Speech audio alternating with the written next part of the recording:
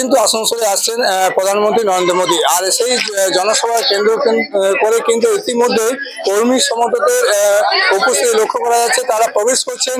আর সময়সীমা একটা থাকলেও কিন্তু এখন থেকেই কর্মী সমর্থক দেখতেই পাচ্ছেন যে এখানে প্রচুর মানুষ একের পর এক সবাই লাইন দিয়ে দুই পাশ দিয়ে কিন্তু মানুষজন আসছেন।